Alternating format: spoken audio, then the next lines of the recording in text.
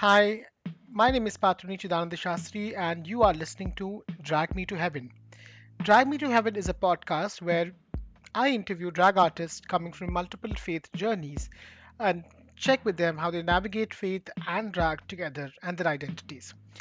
So far, we have had incredible artists who have come ahead and shared their conscious ideas of faith and drag, and this is kind of growing on very wonderfully. So, thank you so much, each and everybody who are chiming in and listening to this particular conversation. If you are new to the channel, please go ahead and listen to a couple of podcasts which we have done previously the same channel. Do share as your comments as well as your thoughts on pcses number 3 at the rate gmail.com, and we'll be more than happy to listen. If you have any recommendations, please do recommend to us as well. We'll be more than happy to kind of seek those recommendations. In this episode of Drag Me to Heaven, I am speaking with an artist based in UK. Their name is Bollyvvitch. We dive into the enhanced world of Bollyvvitch, a captivating creation that has been illuminating the digital drag scene during lockdown and right now gracing stages across UK. Their compelling performance embodies the spirit of South Asian drag monster and shares a heartfelt journey through the experience of growing up as a trans woman in UK. With a memoir titled The Tainted Beauty, the memoir of authentic creation, their artistry offers an honest and genuine reflection of identity and faith. And this is a space where we kind of go and converse about how exactly their identity and faith shapes their drag artistry. So, without any further ado, let me bring in Bollywood.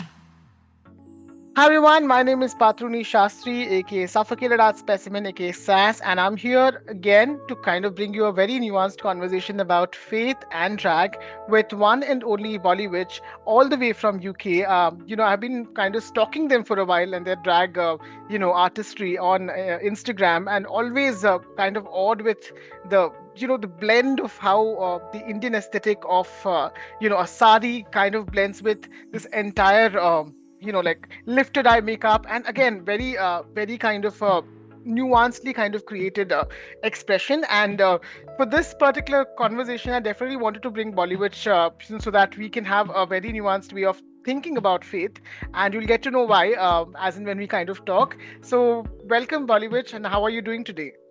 Oh, thank you so much. That's quite an introduction. Great. Oh, So I would like to start with, because I'm one of your fan who's basically watching you from the tabloid or screen, and we haven't met in person. I want to kind of, seek your help in if you can introduce yourself and share some idea about your faith or belief and its values, so that that can set the context for. Drag Me to Heaven, the podcast. And this podcast discusses about faith in a far more safer space way. And we try to kind of understand how faith becomes a part of our drag as well. So, yeah, please do help us with introducing yourself.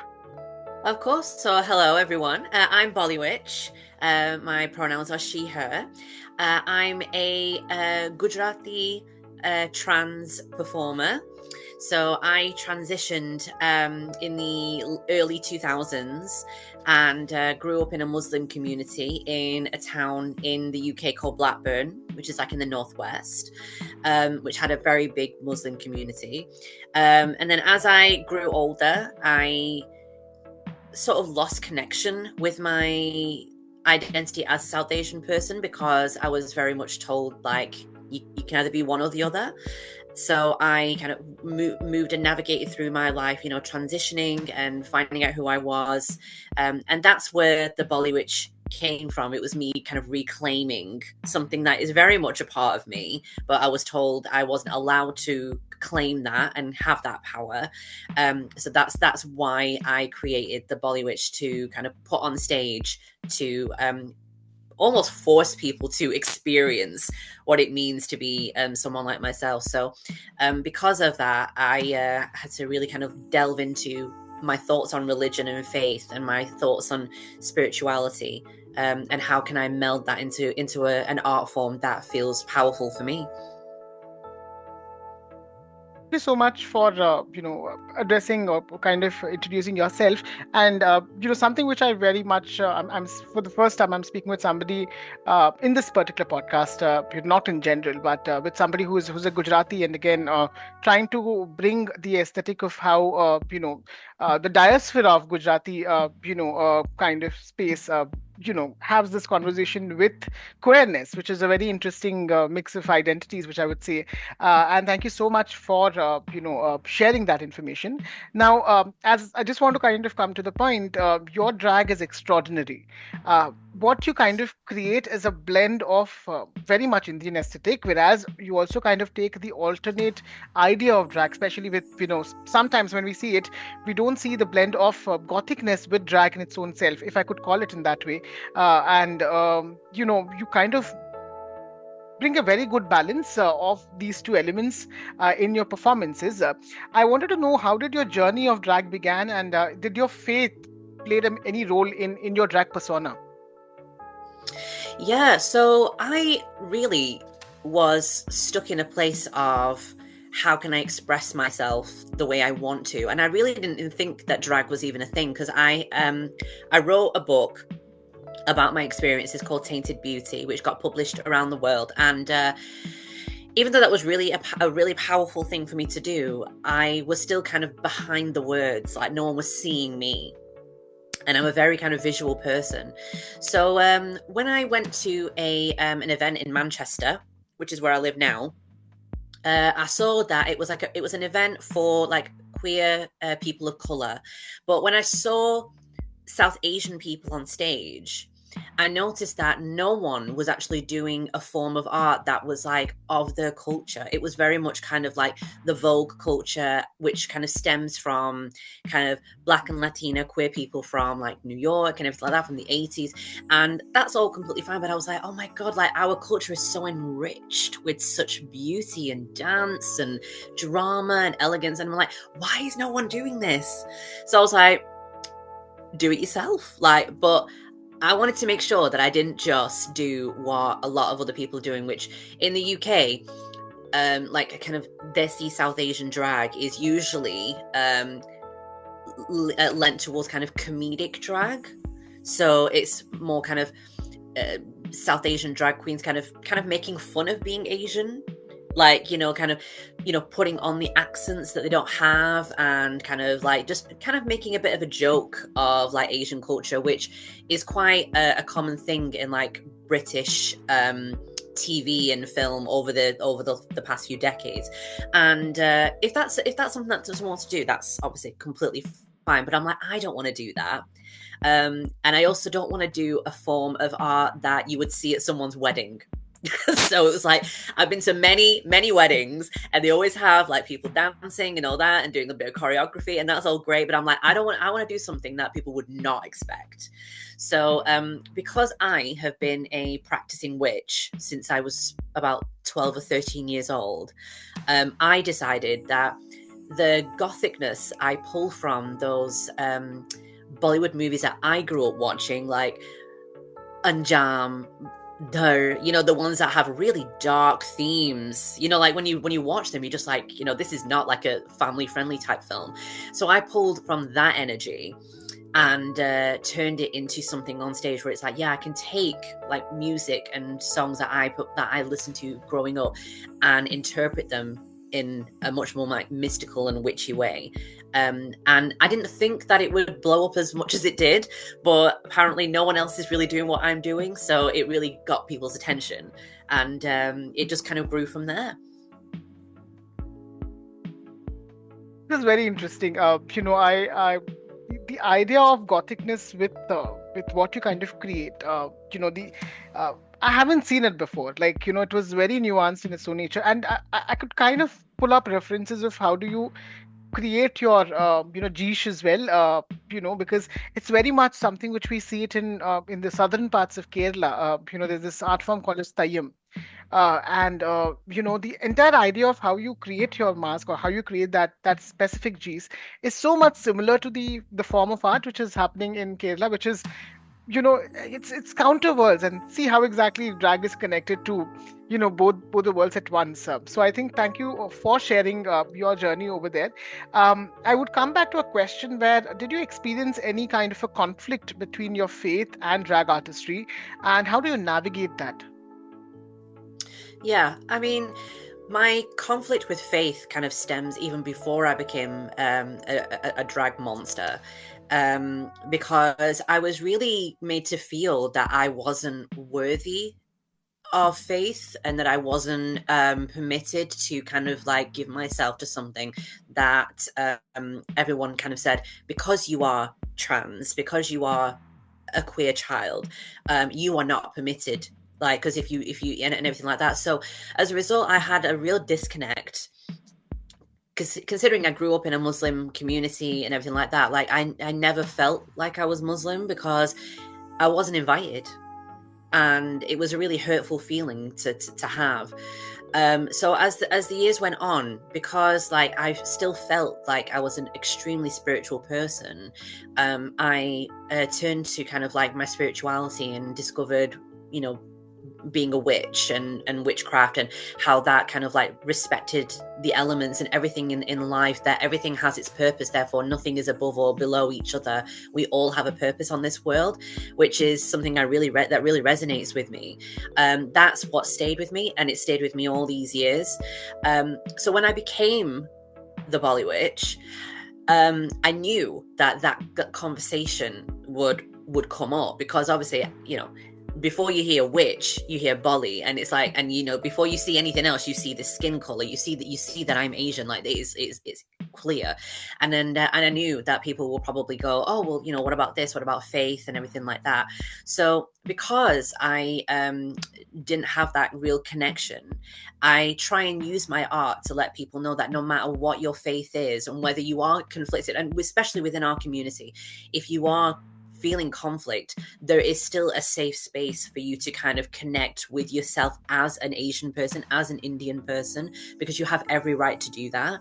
And whether it's through faith or not, it doesn't matter, as long as it brings you joy and enlightenment. That's all that we want in this space. There's no judgment, because I wouldn't want anyone to know how that feels. I don't know what my life could have been like had I kind of embraced my faith at a young age and everything like that. Like, would it be better, would it be worse? But in some ways I feel like that was like robbed, like that was taken from me. And now it's like it's difficult for me to kind of like get back to that. But it doesn't mean that I judge anybody or anything like that. So I wanted to kind of like bring this art form onto the stage to let people know, no matter what your beliefs are and everything, we are all together, and we should all be together no matter what. That's so interesting. I just want to kind of learn more about you have as queer people, when certain kind of it, for example my personal life, when I don't align with my idea of my queerness and the faith which I'm being put into, like especially I'm born in a Hindu family, and Mm. for a long time now there were times where there's a constant conflict with what my identity is and what's the practice is all about. We tend to kind of, queer people are the survivors, and we tend to kind of recreate our own space of spirituality or belief, and we try to thrive them and take it, give a new version of it. Like, it's just like drag. We create a new persona for ourselves, and we kind of present it to the audience, and somewhere or the other way, both the sector of belief, how we craft, and how we craft the drag, is something which is very similar to each other. And with your experience, which you have just shared, I also see that the it has a very interline connection with your drag itself, like Bollywood, where you are bringing the idea of what if a South Asian person is also somebody who is queer, and also somebody who believes in the idea of witchcraft or elementalism in its own nature. So that's very interesting subsection of conversation. I wanted to ask, were there any instances while you're performing, while you are being Bollywood, where you felt very affirmed with your spirituality or with your belief, and if there is any instances which you can define to us, that would be great help. I think a moment for me was when I created my own cabaret in Manchester. So like my cabaret, Apocalypse Cabaret, which like platforms like queer artists of color. And when I did that, I was able to kind of connect with people who have different beliefs and different kind of ways of expressing themselves, and also delving into like why it is that they do what they do. Because it's one thing just kind of seeing people on stage, just kind of like performing, and you're enjoying it in the audience. But when you're like in it with them, and you're helping them, like bring what they want to bring to fruition on stage, that's like a really, really different thing. And it really helped me kind of like question and like look at my own aesthetic and my own way of performing on stage and how it elevates me. And a particular moment, I was performing on stage, and I had my veiled fans that were lit up, and I started to perform it, and for some reason it took me in this different place where it felt like I was like almost floating out of myself and watching what was happening. And it just felt like a really euphoric moment. And I don't know whether that was because of just I was just in the moment, or whether I had like reached a level of in myself to kind of go like, what I'm doing right now is powerful. Like, not just for the audience, but for myself. Like, the amount of like power that I am reclaiming is undeniable. And it was a really like defining kind of moment for me, because it made me realize that what I'm doing is correct. Because the amount of, especially the amount of like Asian queer people who come to the show, who then reach out to me and say like, what you're doing is really inspiring me, like this is my situation, but I really want to become an artist, I really want to start performing. And it's like it just shows that like faith kind of like transcends like the construct of religion. And sometimes that can actually reach people in a way that actually connects with them when they're feeling in conflict. Because again, like there's so many people who are really conflicted because it's like they've grown up in a religious background, in a religious family, but they don't know how to navigate through that as a queer person, or who to even talk to about it, because they're afraid of everything that we have to deal with as South Asian people, which a lot of other people don't really get. So in order for me to kind of do something like that on stage and to have that moment, it just shows that it's almost like it feels like there's like a bridge that I've created for queer South Asian people to kind of go like, even if I'm conflicted on how to navigate, the fact that I see you doing what you're doing, I know that it'll get better. Like I can reach that. Like I can do that. And seeing you on stage, like it inspires me to kind of like pursue what I want to create and everything like that, which I think is a really beautiful thing to see. It's marvelous. Thank you so much for sharing. Uh, you know, uh, the next question which I wanted to kind of ask is the reason why I started this project. Somewhere or the other way, when I'm performing drag, like I'm coming from a space where I was a classical dancer, Indian classical dancer. I learned Bharatanatyam in Kuchipudi, and over there the art form always talks about spirituality. It's like an overburden of spirituality which has been there.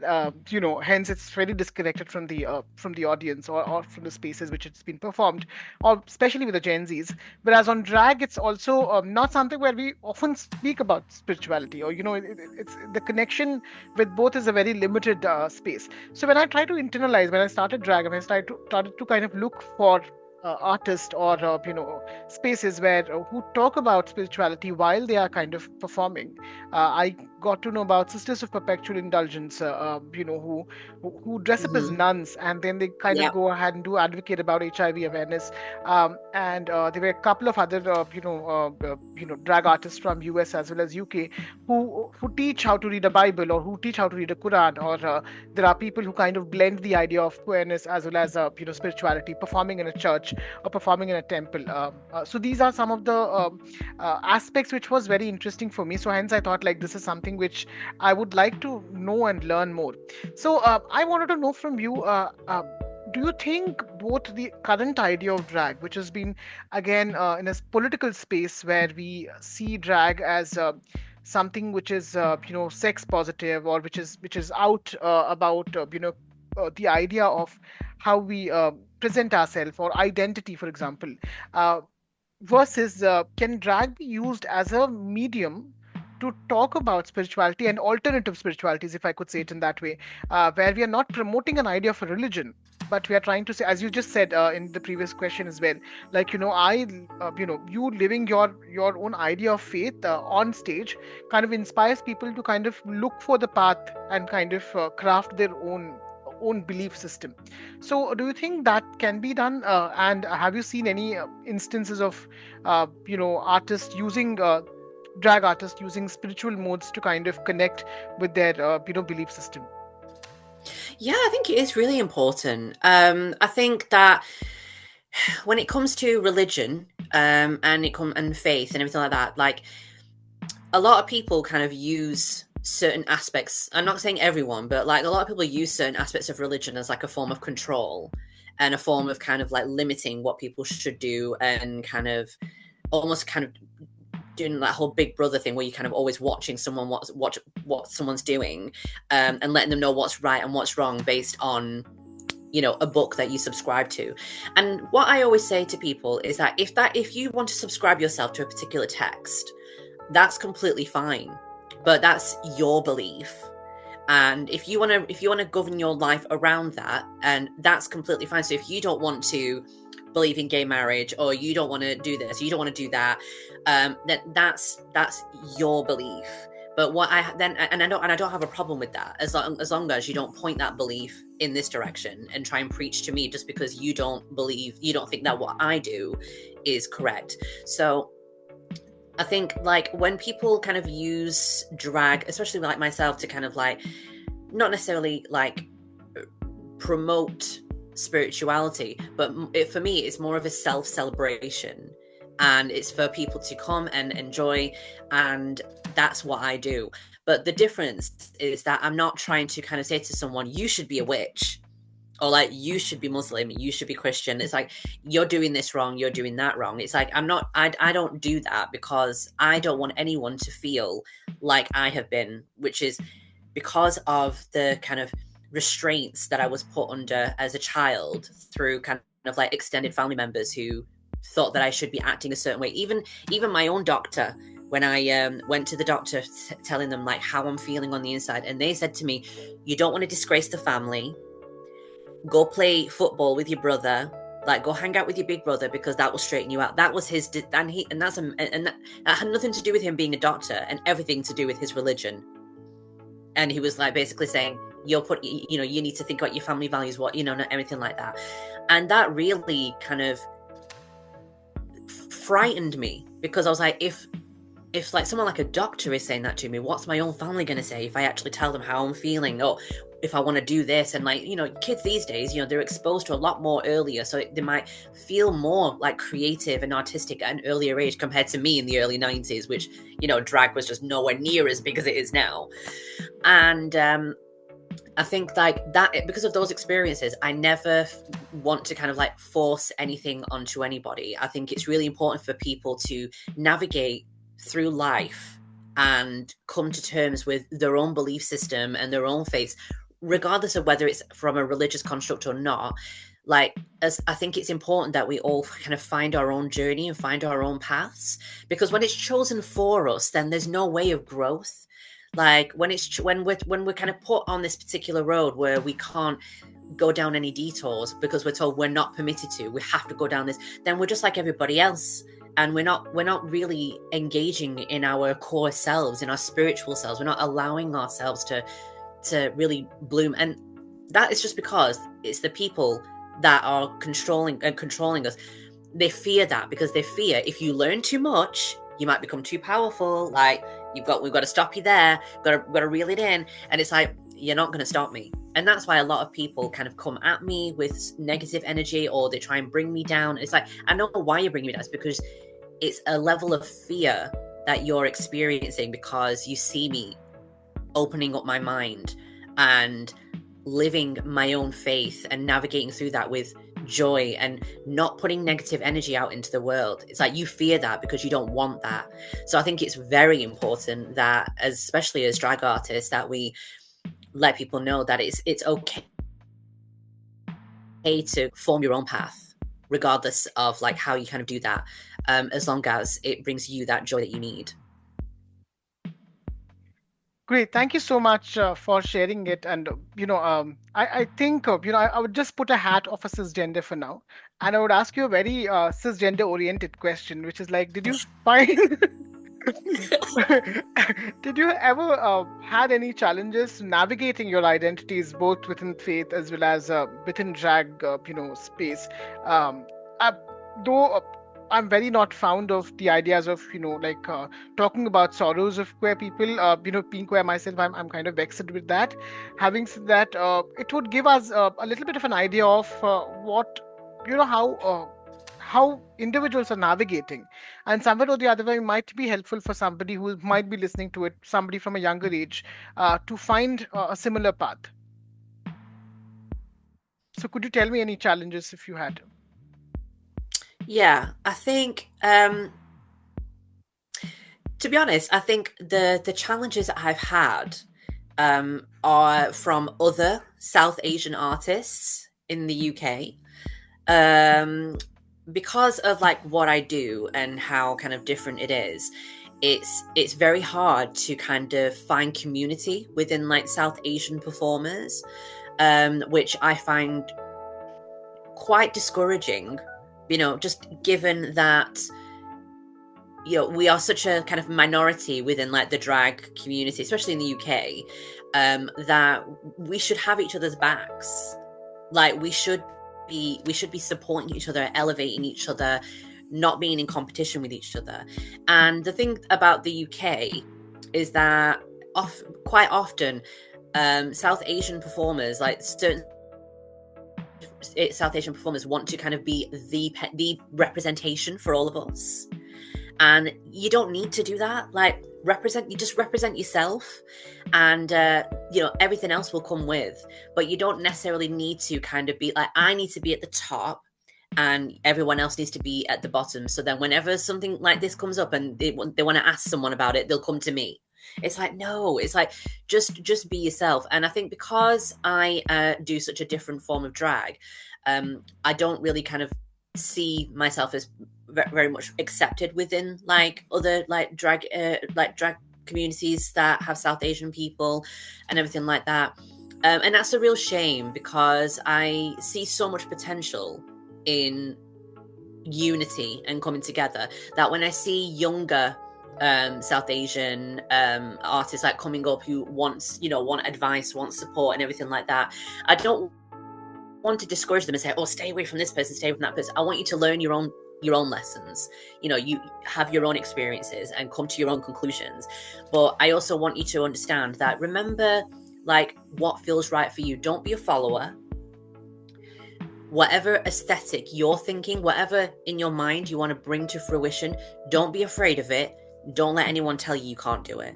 It's like, if you can't do it for whatever reason, figure out a way to do it. That's exactly what I did. The Bollyvvitch has evolved so much over the years, and it started off in one place and now it's somewhere else, and it will continue to grow. And that's what I want to see in other people. Like, I just want to see the creative imagination of your own creation, nothing else. Like, don't try and mimic what someone else is doing because they're saying this is how you do drag. It's like, no, this is how you do drag. And if they don't understand it, it's because they're not catching it. They've not caught up yet. And I'm talking from personal experience.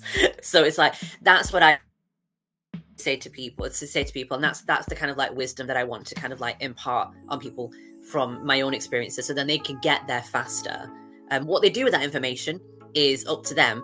But I think it's important to kind of like instill that, because my issues have always stemmed from the lack of community in the UK for South Asian performers. Like, I very much feel alone here, which is silly because in Manchester there's quite a few South Asian performers, but I literally feel like I'm just like solitary over here by myself. And it's like, if we were all together, how much more powerful would that be? But instead it's very divisive because everyone wants to kind of be the star. But it's like, you're already a star, but there's also room for others.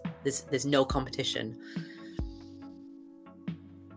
Yeah, thank you so much for putting those words of wisdom. And I think you also answered my last question, which was about the advice for younger, drag artists who are trying to kind of navigate. And thank you for doing that proactively. It was a lovely conversation with you, and I think, Your artistry is something which inspires a lot of us, and a lot of people, especially people from this side, are watching you, and you inspire a lot of people across in India. And thank you so much for creating that and holding to that space, and agreeing to this conversation as well. It was lovely speaking to you, and I hope I would definitely share this as and when I would be releasing it. But I hope to kind of stay in touch and have know more about your work, as well as how do you kind of create. And as always, I'm obsessed with your work. Thank you so much for creating that artistry. And somewhere or the other way, it feels very connected when I see you in drag, and it feels very togetherness from this side to that side when I see you represent all the other drag artists who are currently kind of working in India. So thank you so much for doing that. So with that note, we are end of the podcast. Thank you so much, everyone who have been chimed in to us via this conversation. Thank you so much, Bollyvvitch, for being a part of this. There is more such interesting conversations happening in this particular podcast. So please go ahead and subscribe.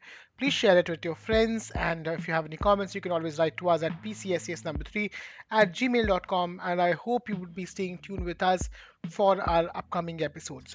Until then, thank you so much and have a great day.